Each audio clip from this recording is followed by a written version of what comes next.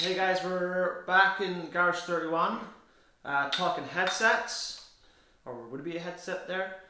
This is a video 2 of a 3-part series. Last video we covered removal of the fork to inspect the headset. This video we will inspect the headset, which I've got on the bench here. We'll clean it up, see if the bearings are good, and then we'll, in the next video, we'll reinstall everything back together, and I'll show you how to adjust it. So let's get going. Now, in case you missed it from the last video, I'll run through the parts quick. This is the top cap with the adjustment bolt. I've got my spacers, top cap with the compression ring on it there, which goes against the bearing. Got my top bearing, and on most mountain bikes these days, the lower bearing, which is larger in diameter than the lower one, so the top one, sorry. I'm going to grab some degreaser here. I'm just going to spray everything down. Put in the headset, spacers, this guy. This degreaser will be fine for bearings. As long as you remove it quick, it's going to muck off bio. And then I'm going to take a rag and just clean everything up. And then we'll inspect it. Definitely the lower bearing takes most of the abuse, especially if you're not running a fender. You'll find it's extra gritty, and it's probably the first one to fail.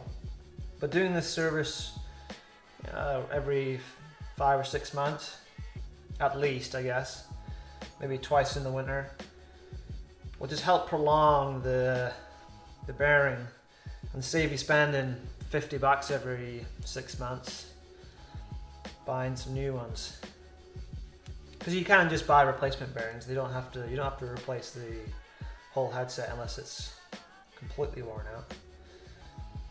So I'm going to clean the grit off here. The way you can tell if bearing's junk is if you can audibly hear it. I'll put this up to the mic. So you can, hopefully you can hear there's some grease there.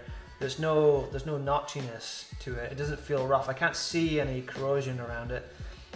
And like I said, I do this service probably 4 times a year. And these bearings are almost 2 years old now, and they're still perfect. So clean that one off. Get it on. No grittiness, just the sound of grease. Again, no corrosion, which is awesome. And then the last place to check is your steer tube, so we're going to clean that off. And the crown race, which is on the bottom of the fork here, which is where the lower bearing sits. Now, if you're chasing creaks, doing this service will help you at least diagnose it's not from the headset. Fox crown races here are pretty notorious for creaking.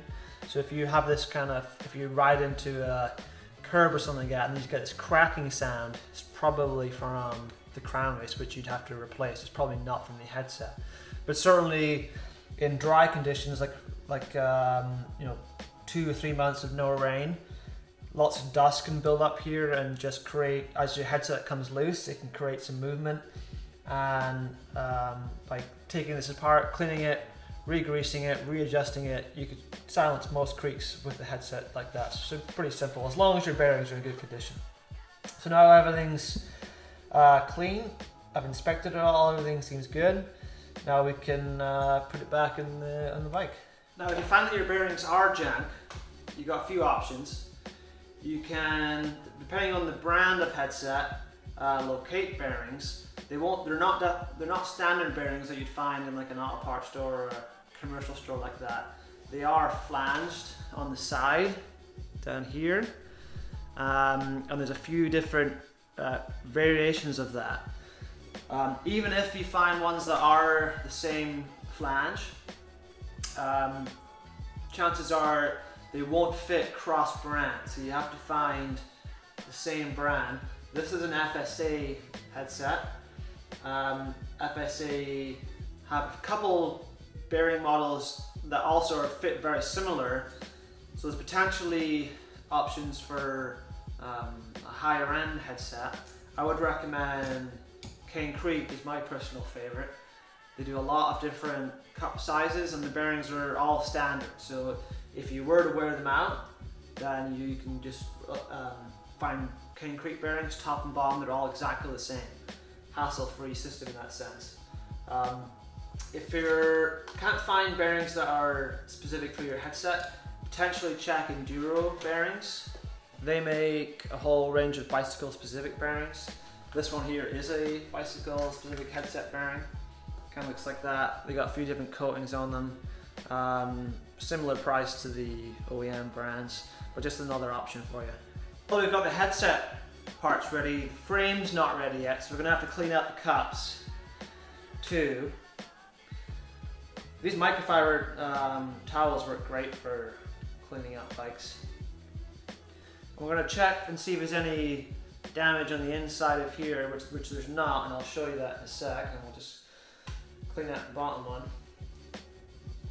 So what we're looking for in the cup here is the anodizing of the aluminum coming off and showing us where the, I might just turn this light off just to make it see easier.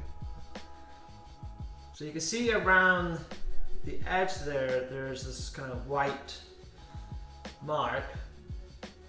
On this particular headset, it goes all the way around, which is pretty consistent. You know, as your headset comes loose, the bearings rub a little bit. But if you had a major,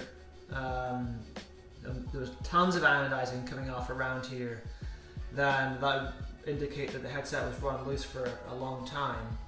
And you should really invest in a new headset because these cups, you know, they are important for keeping the headset working well. So there we have it. There's how to clean and inspect your headset. In my case, my bearings were perfect, even though they're 2 years old. It's a bit of grease and maintenance goes a long way.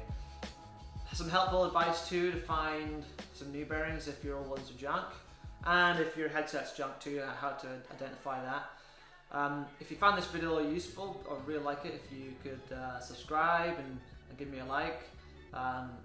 If you need any help with headsets, you can give me a comment in the comment sections too.